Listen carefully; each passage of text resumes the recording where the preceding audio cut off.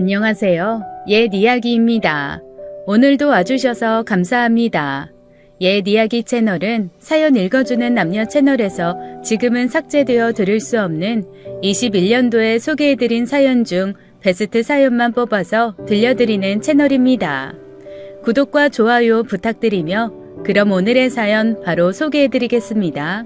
당연히 아줌마라 불리는 것이 이상하지 않을 나이이지만 그렇게 불리는 게 억울한 건 제가 결혼을 한 번도 한 적 없는 처녀이기 때문입니다. 결혼 대신 일만큼은 정말 열심히 했어요. 그 덕분에 대학도 못 나온 주제에 큰 통신회사를 정년까지 다녔으니 그럭저럭 괜찮은 인생이었습니다. 전 형편이 어려운 관계로 대학을 나오지 못했어요. 그때 생각하면 지금도 눈물이 나네요. 결국 전 대학을 포기하고 취업의 길을 알아봐야 했고 전화국에 들어가 직장 생활을 시작했습니다. 114 안내 전화 기억하시죠? 지금은 인터넷으로 검색해 전화번호를 찾지만 예전에는 1년에 한 번 나오는 전화번호 책이나 114 안내 전화로 전화번호를 찾고는 했었죠. 바로 그 전화 안내를 해주는 일이 제 직업이었습니다. 당시 대학을 못 간 여학생들에게 취업 자리는 많지 않았어요.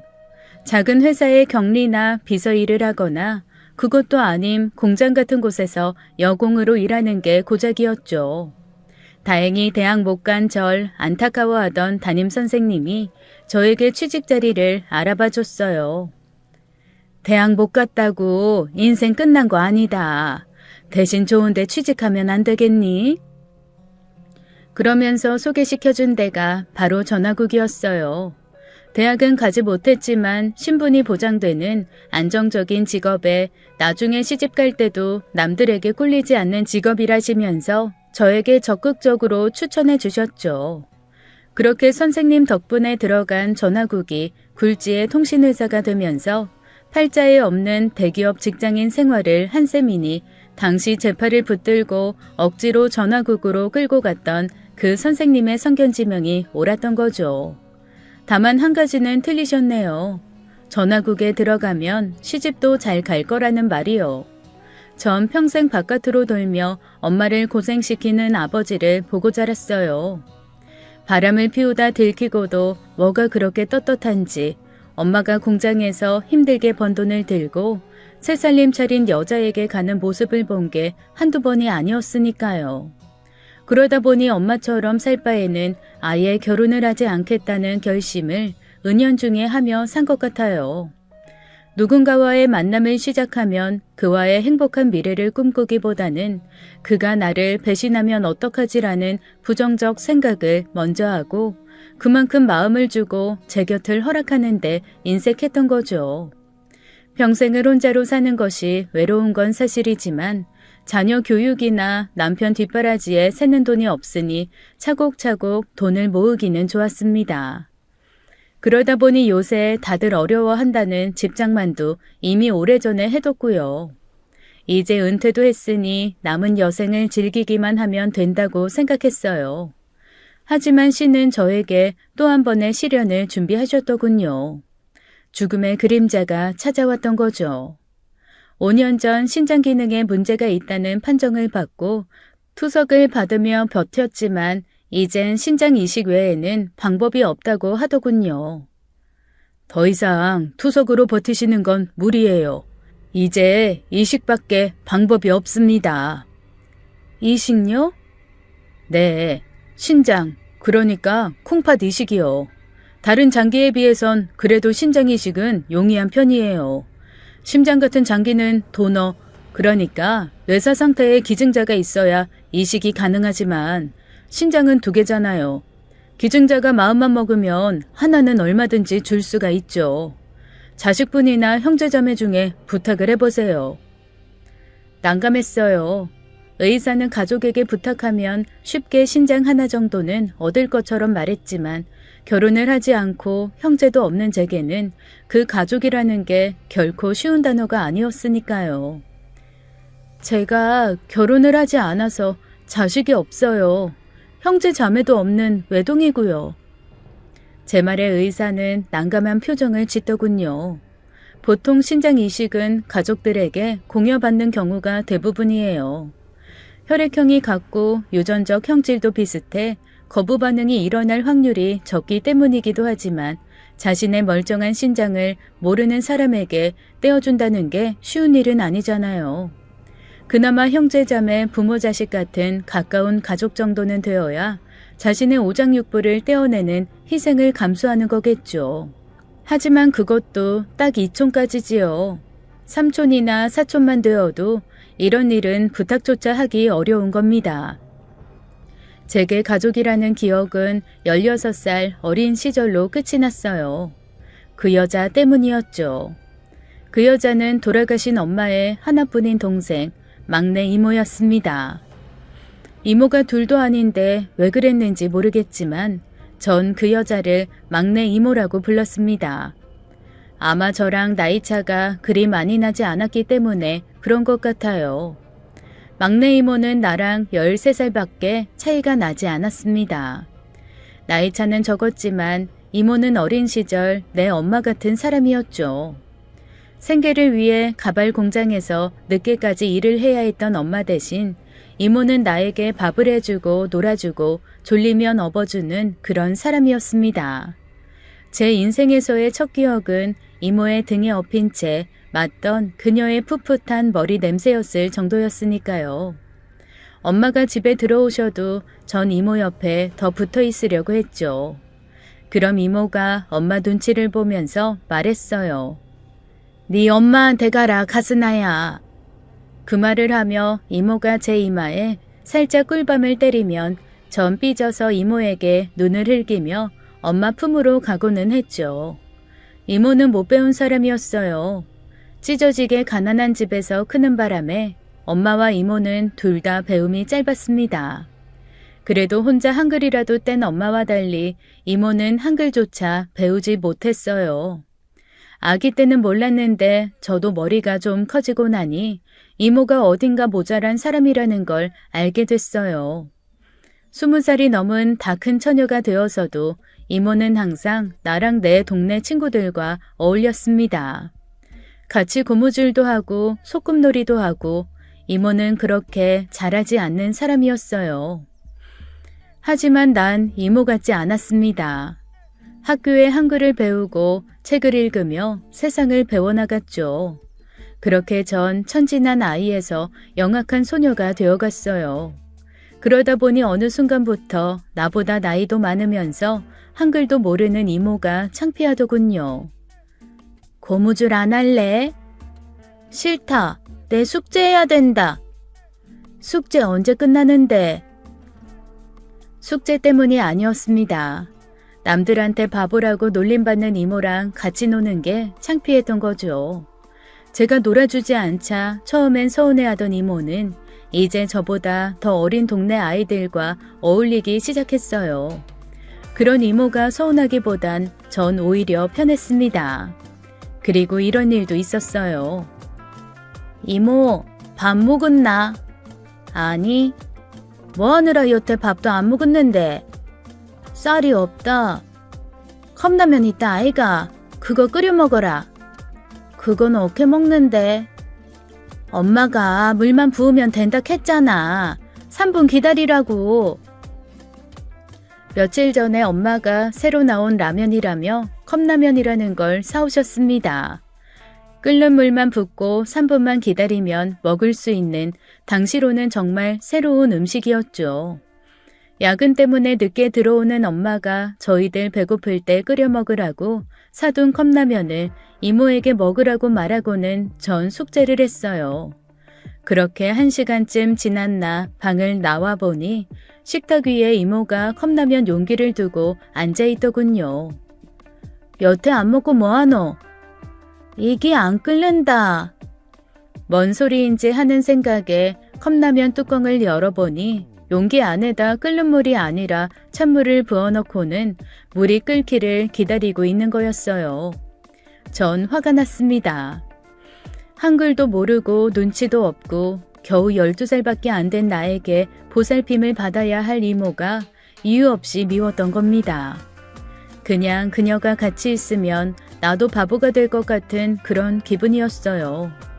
저는 점점 더 이모에게 쌀쌀맞게 굴었고 그런 나를 엄마가 나무랐습니다. 네 이모한테 그러면 못 쓴다. 내가 뭐 이모가 바보같이 구니까 그렇지. 이모가 와 바본데.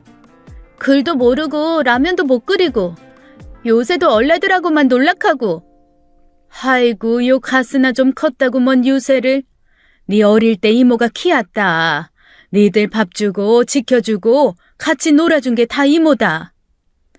그렇게 엄마는 나를 나무라고는 했지만 전 갈수록 이모와 멀어져 갔습니다. 고등학교에 들어서는 아예 전 이모랑 대화를 하지 않았어요. 고 2학년 때쯤 두 집 살림을 하던 아버지가 돌아왔습니다.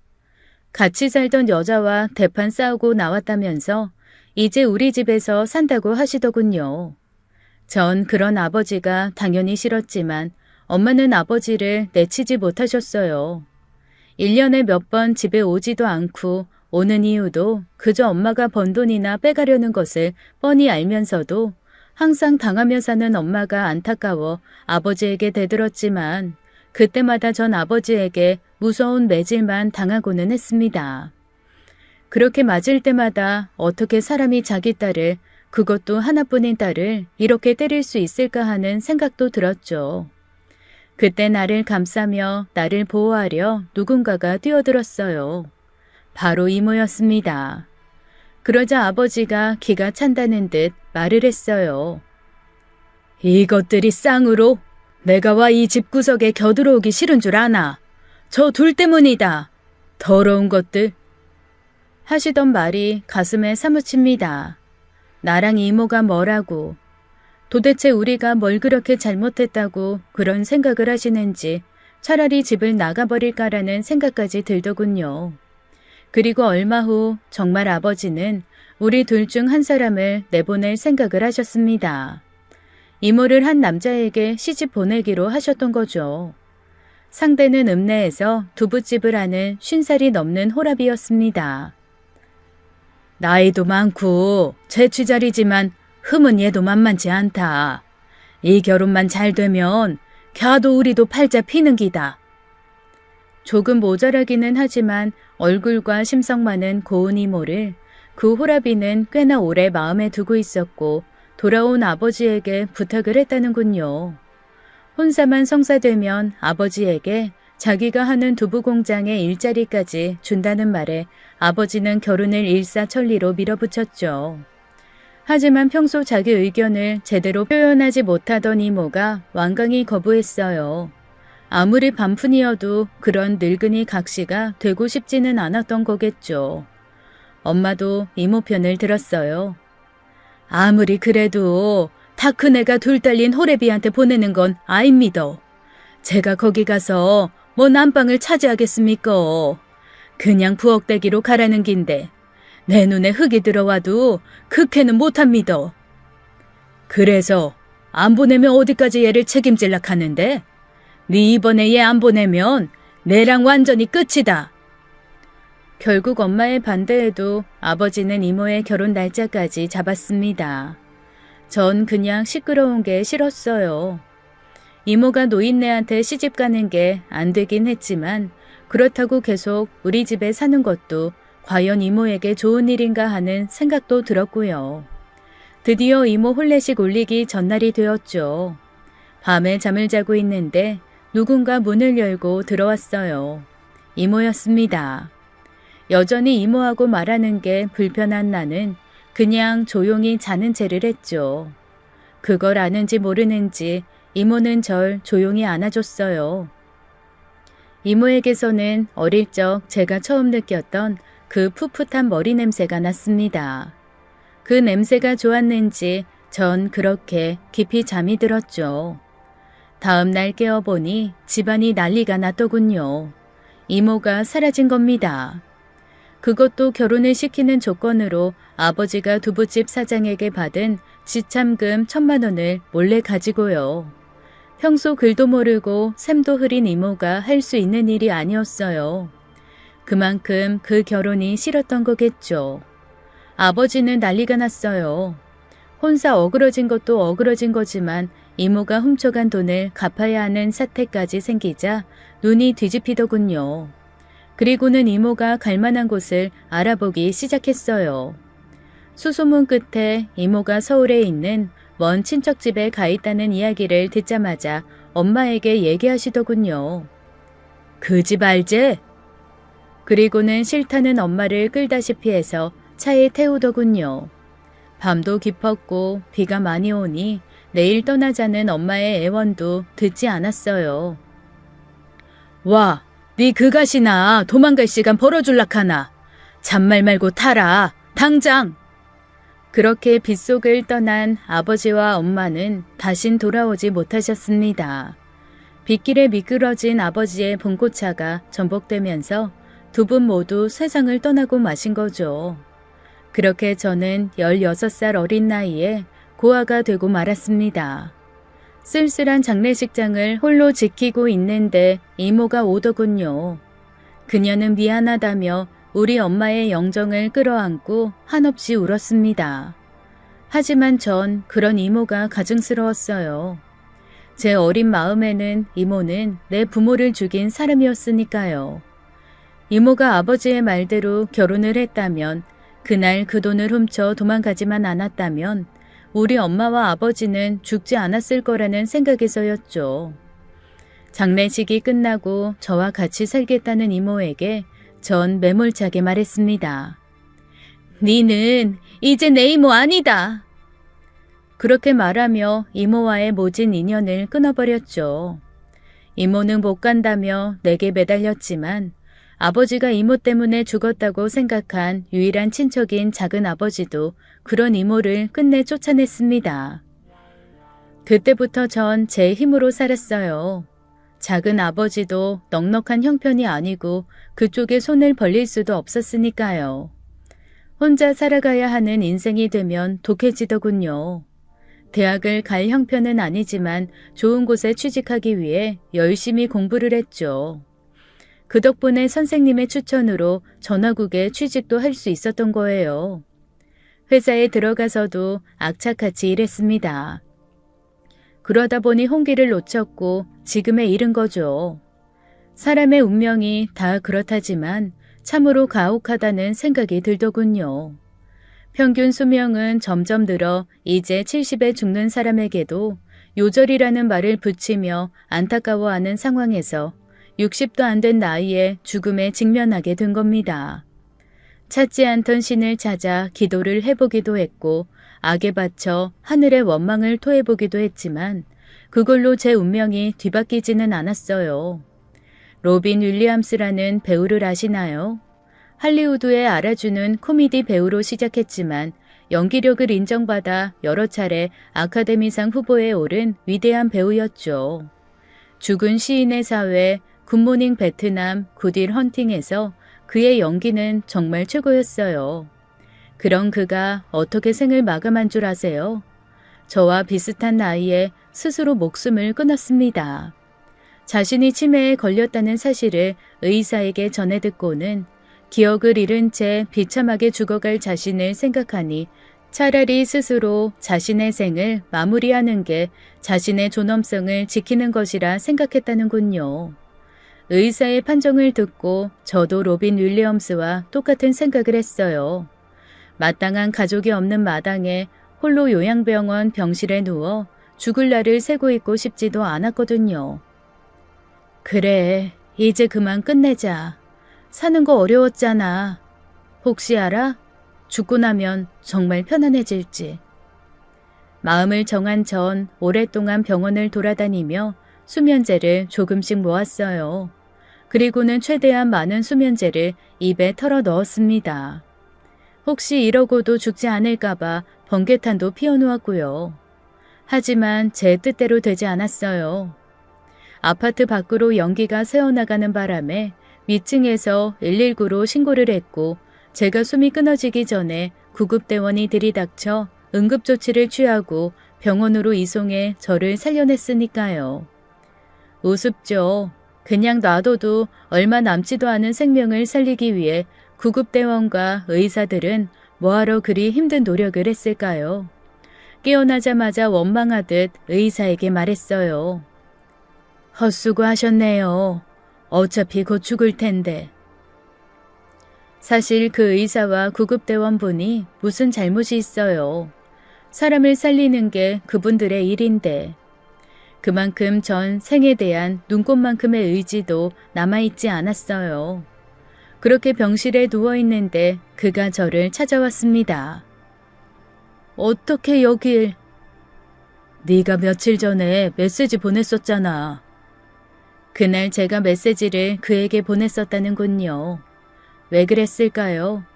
그와의 인연은 이미 끝난 지 오래였는데. 잘 살라는 네 말이 얼마나 소름이 돋았는 줄 알아? 미친 듯이 너희 집으로 갔더니 구급차가 와 있더라. 그에게 정말 못 볼 꼴을 보였네요. 부끄럽기 이루 말할 수가 없었습니다. 그는 한때 저와 사랑하던 연인이었어요. 그를 만난 건 와인 소믈리에 과정에서였습니다. 젊어서는 별로 술을 마시지 않았는데 나이가 먹으니 가끔씩 마시게 되는 와인이 좋았어요. 이왕 마시는 거 그 맛과 기원을 제대로 알고 싶었죠. 그래서 인터넷으로 검색해서 와인 소믈리에 과정을 듣게 되었어요. 그곳에서 와인에 대한 역사나 철학도 배웠지만 소믈리에 과정에서 가장 중요한 것은 아무래도 시음이겠죠. 와인 소믈리에가 되기 위해서는 색깔, 향, 점도 등을 먼저 보고 마지막으로 시음을 해 그 와인의 산지와 와인을 담근 연도를 말하는 빈티지를 파악할 수 있어야 해요. 제가 다닌 클래스의 경우 하루에 많으면 15가지 이상의 와인을 맛보고 이를 맞추는 시험을 보고는 하는데 예민하게 맛을 보며 평가를 하다 보면 이상하게 평소보다 빨리 취기가 오르곤 했습니다.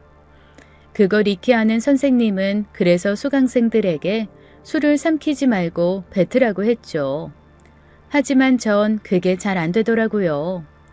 어릴 때 어렵게 커서 그런지 먹는 걸 버린다는, 더군다나 아까운 고급 와인들을 버릴 수 없다는 생각에 시음주를 하는 족족 다 삼켰거든요.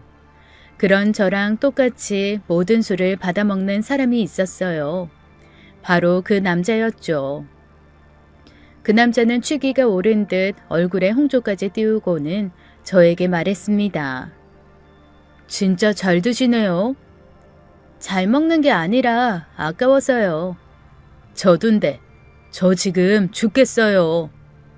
그 말을 하더니 더는 무리라는 듯 화장실로 달려가더군요. 그게 인연이 되어 친해졌고 자연스럽게 연인이 되었습니다. 나이 40이 넘어 정말 오래간만에 연애다운 연애를 시작한 거죠. 그는 영화사를 운영하고 있었어요. K무비다 뭐다 해서 1000만 명씩 드는 블록버스터 영화를 만드는 영화사는 아니었어요. 그리 흥행되지는 않았지만 작품성을 인정받은 예술적인 영화들을 만들고 수입도 하는 작은 영화사였죠. 저 역시 저질 코미디 영화나 히어로가 나오는 영화보다는 잔잔한 예술 영화를 좋아하는 취향을 가졌기에 그 영화들을 감명 깊게 봤었는데 그걸 제작한 사람이 그였다니 신기하더군요. 그렇게 그와 저는 먹는 취향부터 예술적 취향까지 통하는 찰떡궁합이었죠. 조심스럽게 이 남자와 미래를 함께하면 어떨까라는 생각이 들기도 했지만 쉽게 그 말을 꺼낼 수는 없었어요. 그가 아내와의 관계를 청산한 지가 2년밖에 안 됐었거든요. 그의 아내는 좋은 집안 출신에 대학에서 강의도 하는 분이었어요. 겨우 상고를 나와 전화 교환수를 했던 저랑은 비교도 할 수 없는 그런 분이었죠. 그런 만큼 남편의 사회적 성공도 당연해야 했어요. 명문대 출신의 똑똑한 남편이었으니 기대하는 것이 이상한 것도 아니었죠. 하지만 그는 탄탄한 대기업 생활을 때려치우고는 자신이 좋아하는 영화 제작을 했어요. 그것도 상업적인 돈벌이와는 크게 상관이 없는 작은 영화들을요. 아내가 수입이 많은 만큼 먹고 사는데 지장은 없었지만 기대하는 성공에 이르지 못하는 남편이 그 아내는 성에 차지 않았다더군요. 시간이 지날수록 아내분은 그걸 티로 냈고 자신을 무시한다는 생각에 싸움도 잦아졌다는군요. 결국 처갓집 식구들까지 그를 무시했죠. 이번 생신 때는 안 와도 좋네. 집안 높은 어르신들 많이 참석하시는데 괜히 아버님 부끄럽게 만들지 말고 그냥 집에 있게나. 어느덧 자신을 집안의 망신으로 보는 아내와 아내의 가족에 실망한 그는 결국 집을 나왔고 두 사람은 결국 2년의 별거를 거쳐 이혼을 했답니다. 하지만 이혼 후에도 두 사람 사이의 관계는 완전히 단절되지 않았어요. 바로 아들 때문이었죠. 그는 자기 아들을 너무 사랑했어요. 전 부인이 아들을 맡아 키웠지만 그는 아들을 챙기는 데는 소홀함이 없도록 했습니다. 생일이나 입학식 같은 날은 기본이고 하다못해 중간고사가 끝나는 날에도 수고했다며 아들과 외식을 했어요. 문제는 아들만 만나는 게 아니라 전 부인도 같이 식사를 하는 거였어요. 아이 때문이라더군요. 사춘기에 한참 예민한 아들이 심리적 충격을 받지 않도록 하기 위해서 아이 앞에서는 화목한 모습을 보여야 한다는 거죠. 꼭 그렇게까지 해야 돼요? 아직 아이가 이혼한 걸 몰라. 그냥 내가 사업 때문에 따로 살고 있는 걸로 아는 거지. 한참 예민한 사춘기라 혼란을 주고 싶지 않아서 그랬어. 그렇게 말하며 나에게 이해를 부탁했어요. 처음에는 이해를 했습니다. 아니, 아이를 생각하는 그의 마음이 참 훌륭하구나 했죠. 저의 어머니는 하나뿐인 자식인 저에게 한 번도 그런 깊은 애정을 보인 적이 없었거든요. 그래도 저보다 자기 아들을 우선시하는 그에게 가끔 서운함도 느꼈지만 정말 좋은 아버지구나 생각하며 참았어요. 하지만 그것도 어느 정도였죠. 저랑 만나기로 약속하고서는 아들이 아프다네. 오늘 약속은 취소해야겠어. 내일 수학여행을 간다네. 필요한 것들 좀 사주러 백화점에 가야 돼. 이런 식으로 전화 오는 게 한두 번이 아니었어요. 거기까지는 넘어간다고 해도 이것만은 참을 수가 없었습니다. 나 지방으로 시나리오 작업 다녀올게. 시나리오 작업? 그건 감독이나 작가가 하는 거 아니야? 아유, 물론 그 사람들이 하지. 난 가서 격려나 좀 하고 오려고.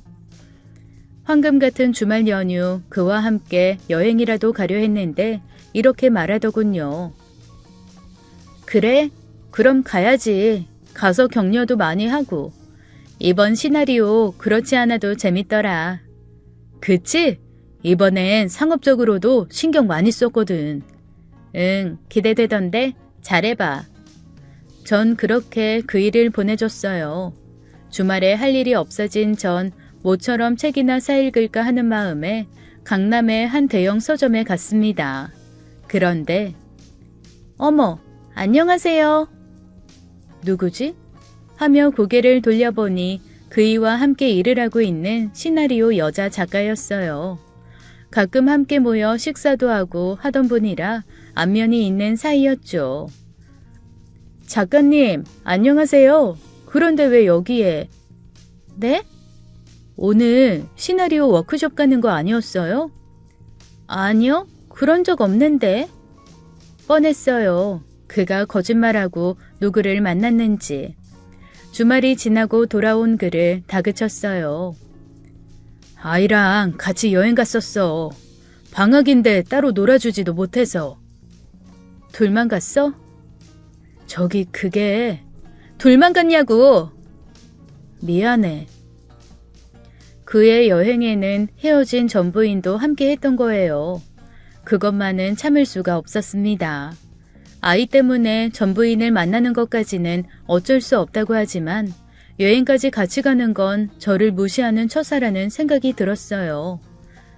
그냥 애 때문에 같이 간 거야. 내가 뭐가 좋았겠어? 전처랑 같이 있는 게. 그게 중요한 게 아니야. 날 속였다는 게 중요한 거지. 미안해. 말하려고 했는데 당신이 워낙 전처 만나는 걸 싫어해서 말 못했어. 그럼 그런 걸 좋아할 여자가 어디 있니? 그래, 당연히 좋아할 수 없지. 하지만 이해는 해줘야지. 아이가 걸린 문제야. 당신도 아이가 있었다면 당연히 이해할 그런 문제였다고.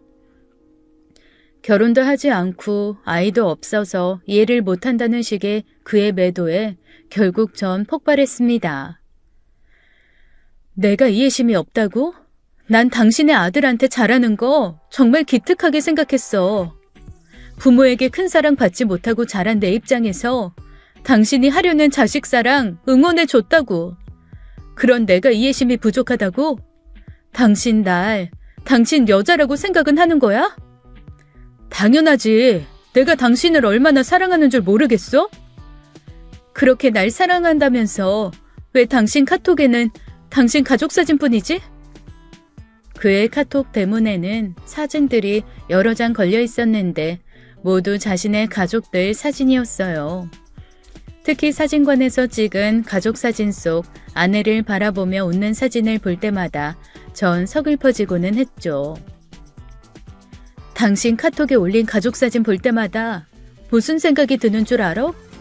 당신과 부인, 그리고 아들이 함께 찍은 그 사진을 보면 무슨 생각이 드는 줄 아냐고.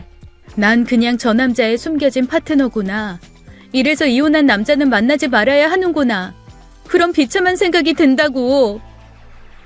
결국 그와의 만남은 그날이 마지막이 되었죠. 그런 그가 죽음을 앞에 둔 제 앞에 다시 나타난 겁니다. 왜 그에게 문자를 보냈는지 후회도 했지만 막상 7년 만에 그를 본 전 눈물을 쏟고 말았어요. 아무리 아니라고 둘러대도 그에 대한 감정이 없어졌다면 그건 거짓말입니다. 제 마음속에는 항상 그에 대한 그리움이 자리 잡고 있었죠. 차마 그에게 연락은 취하지 못했지만 가끔 전 그의 SNS를 방문해 근황을 살펴보기도 했죠. 그의 사랑하는 아들, 그러니까 그와의 문제를 일으킨 원인이 된 그 아이가 어떻게 자랐는지도 그걸 통해 알았어요. 그것 때문인지 그에게 꺼낸 제 첫말이 뭔지 아세요? 당신 아들 군대 갔더라. 지금 그딴 게 중요하니? 네 목숨이 왔다 갔다 하는데. 그는 이미 다 알고 있더군요. 내 신장 기능이 끝장난 상태라는 걸요. 내가 당신 살릴 거야. 벌써 신체 검사도 마쳤어. 그는 자신의 신장을 기증하기 위해 이미 신체 검사까지 했더군요. 왜 그래? 내가 뭐라고? 뭐긴, 내가 사랑하는 사람이지. 그의 말에 뭐라 반박을 하려 했지만 그냥 말았어요. 이제 진짜 저한테 남은 시간은 짧으니까요. 혹시라도 그의 신장이 나에게 맞아 내가 살 수 있다면 못다한 그와의 사랑을 남김없이 태우리라고 그런 기적을 허락해달라고 신께 기도했어요.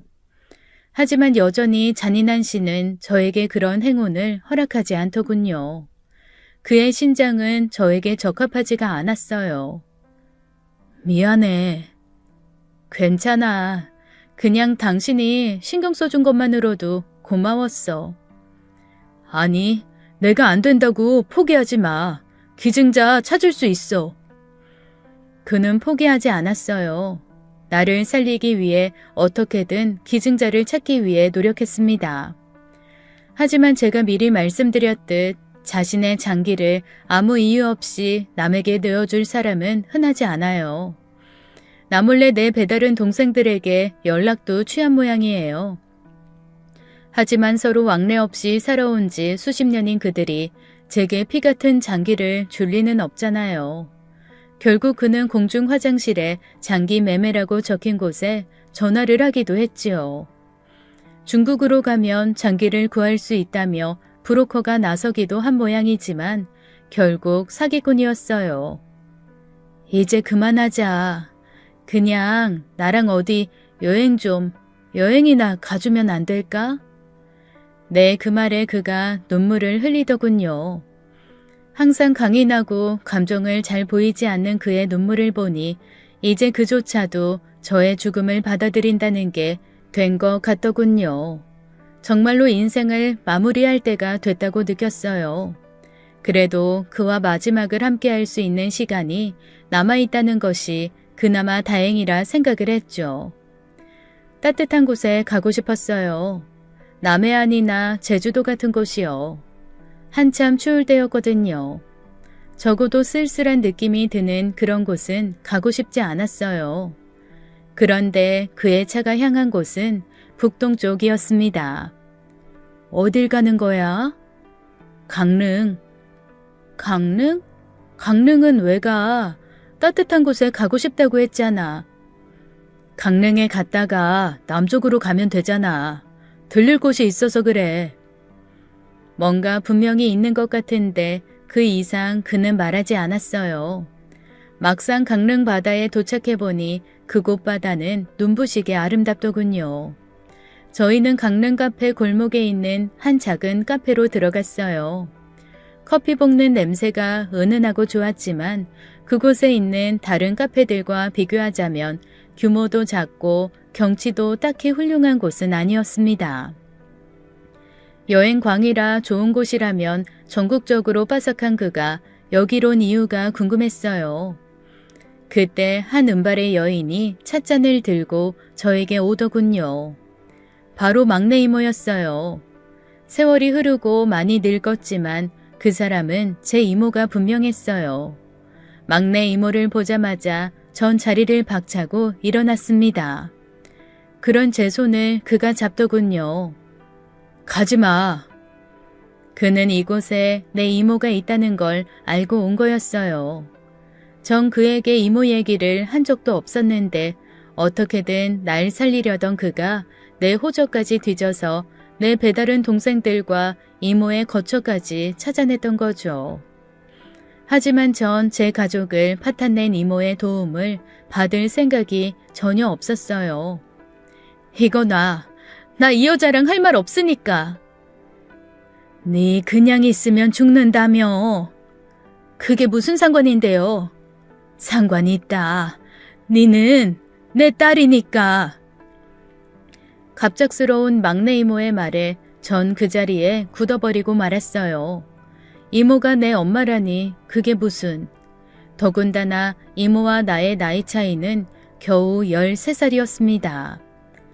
말도 안 돼. 당신이랑 나랑 겨우 13살 차이야. 그래. 그런 애가 초경을 시작한 지 얼마 되도 않았던 내가 널 낳은 기라. 잠시 후 시작된 이모의 고백은 충격 자체였습니다. 동네에 같이 살던 오빠였다. 어린 나이에 이모는 동네 오빠와의 원치 않는 관계로 저를 임신했던 겁니다. 말씀드렸듯 어리숙하고 순진한 이모는 어찌해야 할지 몰라 아이를 임신한 사실을 숨겼다고 하더군요. 그러다 결혼한 지 얼마 안 된 엄마에게 이 사실을 들키고 말았답니다. 이 사태를 수습하려고 이모와 잠자리를 한 동네 오빠라는 사람을 찾아갔지만 그 사내는 이미 군대를 간 상태였답니다. 이대로 놔뒀다가는 처녀가 임신했다는 소문이 퍼지면 그렇지 않아도 모자란 동생에게 치명적일 거라 생각한 엄마는 이모를 데리고 와서 아버지에게 사정을 했답니다. 이모가 낳을 아이를 입양해 키우자고요. 니 미쳤나? 한 번만 봐주이소. 그것만 허락해주면 당신 말이라면 무슨 일이라도 다 해줄 거구마. 결국 엄마의 읍소에 아버지는 이를 받아들였고 사실은 큰 이모부와 이모의 호적에 입양되었던 겁니다. 억지로 입양을 허락하기는 했지만 큰 이모부이자 아버지는 저를 쉽게 받아들이지 못했고 그래서 그때부터 집 밖으로 떠돌게 되었다더군요. 하지만 그런 아버지에 대해 어머니는 감히 아무 말도 하지 못했습니다. 나를 받아줬다는 사실 하나만으로요. 막내 이모, 그러니까 내 친어머니도 죄인처럼 입을 다물고 살았습니다. 참으로 모질고 힘든 당시 여자들의 삶이었던 겁니다. 왜 말을 안 해줬어요? 이유를 알았으면 내가 이모를, 아니, 엄마를 원망하지 않았을 거 아니에요. 엄마랑 약속했다 아이가. 죽을 때까지 말 안 하기로. 그래야 네가 행복할 거라고. 근데 이게 뭐고 네가 아프다니. 그렇게 이모는, 아니 내 친엄마는 이 사실을 안 내가 불행하게 될까봐 지금까지 입을 닫고 나를 떠나 있었던 겁니다. 도대체 믿기지 않는 과거사에 멍하고 있는 나를 지켜보고 있던 그가 말했어요. 이모님은 이 일을 끝까지 말하고 싶어 하지 않으셨어. 그냥 조용히 친딸인 너에게 신장만 넘겨주려 하셨지. 하지만 내가 반대했어. 이제 진실을 알려야 한다고. 친모임을 알게 된 막내 이모와 전 한참을 서로 부둥켜 안고 눈물을 흘렸습니다. 친모인 막내 이모의 신장은 이식 받기에 적합했고 며칠 후 전 신장 이식 수술을 받았습니다. 그리고 몇 달이 지났네요. 이제 전 건강을 완전히 회복했습니다. 그리고 제 옆에는 그가 있어요. 그의 아들은 다 커서 군대를 갔고 더 이상 아들 때문에 저와의 관계를 숨길 필요도 없게 될 만큼 전철을 만날 일도 없습니다. 아니 그런 이유가 있건 없건 전 그이를 사랑합니다. 그이와 전 내일 강릉으로 갈 거예요. 자기를 희생하고 자신의 신장까지 떼어준 이모. 아니 제 친모가 계신 그 강릉 카페로요. 16살 그날 이후 처음으로 제게 가족이 생긴 겁니다. 이제 전 힘들게 이룬 가족들과 영원히 함께 할 거예요. 끝까지 들어주셔서 감사합니다. 지금까지 옛 이야기였습니다.